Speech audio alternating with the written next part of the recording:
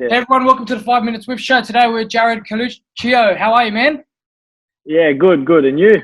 Yeah, good. Did I go good with the last name? Perfect. All right, there we go. If you haven't watched the show before, I'm your host, Cody, and it's a 5-minute chat. This episode will be 2 parts, so stay tuned for the second one, which will be posted later during the week. Let's start with a simple question, man. Tell us a bit about yourself. Well, I'm 19. I live in Sydney, and basically I'm a semi-professional footballer, I'd say. Yeah, semi-professional footballer.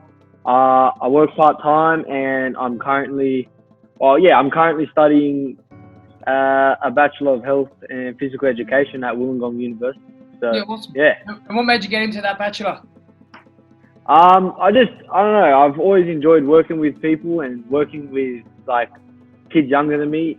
As I was growing up, I'd always try and coach and things like that, and I really loved the interaction and just trying to share knowledge with people. So it's good. Yeah, that's kind of what made me build that passion for teaching. Yeah, 100%. And obviously you're doing a lot of things. So how do you balance it all?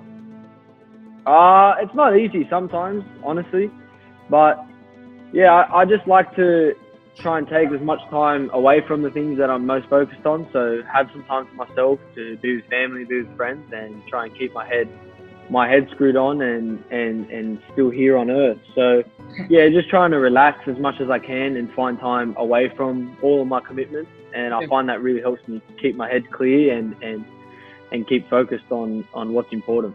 Yeah, and talking back into football, being semi-pro, whereabouts are you at now? I'm at the Western Sydney Wanderers. Yeah, awesome. And how's that going? Yeah, it's going great. As we touched on before, I got to make my debut in the A-League this year, so that was huge for me, and it was a very proud moment because I've been at the club for 5 years now. So yeah, it was coming up through the ranks, and to finally get there was a really proud moment for myself, my family, and everyone that has helped me get there. Yeah, it was huge.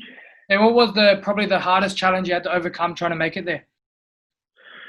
I think the hardest thing was just the constant setbacks that you face when trying to reach a goal in anything, not just football, but in anything. And just being able to accept that there's going to be setbacks and have that mental strength and that mental toughness to then persevere and overcome those things. And another thing that I want to mention is just being patient, because opportunities don't come often, and sometimes it's really easy to become impatient.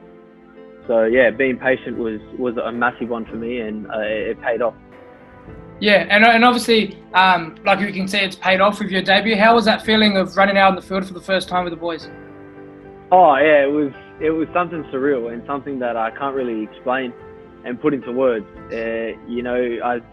I started the season off. I was watching the boys in the derby at Bank West, and then to be midway through the season and walking out with them was just surreal. It was surreal. Yeah, 100%. And obviously the season's come to a bit of a hold, which is unfortunate. What have you been doing to occupy your time related with that? I've just been trying to keep myself fit as best as possible, following the programs that the club gave me, the national team have set up, and trying to follow them as best as possible, and really just trying to stay motivated. It was quite easy, I'll be honest, the first couple of weeks, but you miss being in that team environment, you miss being coached and things like that. So it was hard to keep motivated, but it wasn't at the same time, because I knew we were going to come back and I wanted to be in the best shape possible. Yeah, 100%. And another thing with sport is the mental side of it, and kind of the mental barriers that you got to overcome. Well, what's your have you had to overcome some sort of mental barrier? Oh, 100%. A few years ago, I think was the first real test I faced mentally. Because growing up, I wouldn't say I had it easy, but I never really had to face a challenge like that mentally. And then to have it all come at me at once was something that I hadn't experienced before. So I was obviously very, very shocked by it, very just confused as to how I'm supposed to feel, how I was feeling at the time. But I mean, the way I got through it was I looked at myself individually first. what can I do to better myself in that situation?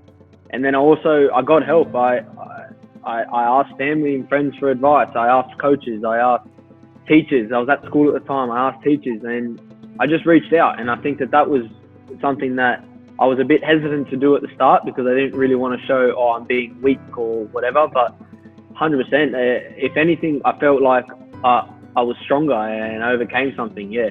Yeah, of course. And reaching out is obviously, especially in the youth, it's a bit of an issue. Especially in the male side of things, it's kind of like there's a bit of a bad stigma there. It's got better over the years. And it's good that you did reach out and that kind of stuff. What's some advice you would give to some up-and-coming players trying to get through the ranks? I think just the main thing I have is you have to be mentally tough. As we touched on, there's obstacles that will come from left, right, and in between. And if you're going to fold and you're going to shy away from challenges, it's going to be a more difficult road and be a more difficult journey. But also, it's not an issue to be scared or afraid, or an issue to feel nervous. Sometimes those feelings are good, those emotions are good, and like I said, sometimes the best way is talk to people, reach out, get advice, because there's people that have been in your shoes before. Yeah. You know, like myself, I've been in the shoes of a 14, 15-year-old that really wants to better themselves as a footballer and as a person. So if someone was to ask me for advice, I'd give them my advice, you know what I mean? From people being in that position. And there's people that'll help you, and there's also people that will try and bring you down. And it's just about trying to filter through that and find the best spot for you in your life. Yeah, 110%. And then obviously it's paid off, which is the good thing. What's the plans for the future, not only in football, but just in general in life? Oh, in life, I just want to try and be a person that people can come to and people can look up to. And just overall be a good person. And in football, it's just to reach the level that is my limit. And if that's just playing on the weekend with my mates or playing on the world stage, it's not going to bother me. But I really, just reach the level that's my limit and try and just keep grinding at it and see where it takes me. Yeah, that's my goal. And obviously, that's pretty much what we wanted to know about the football side. And how's your uni course going? Yeah, it's good. Unfortunately, I deferred this semester because of my schedule with football. It was getting a bit much. But yeah, I really enjoyed it. And I look forward to going back to it. I'm trying to get back into it over the next, probably not the semester coming, but for the new year, I'll definitely try and get back into it 100%. I enjoyed it. I really did. It was difficult, but yeah, I enjoyed school for once.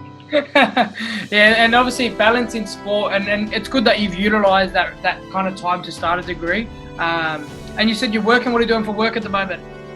I'm just working part-time at a primary school, just helping out with maintenance and things around the school.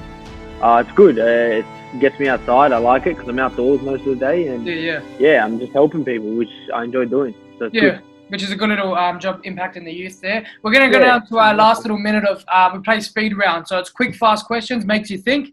Dogs or cat? Dog. Favourite car? Ferrari. Pizza or pasta?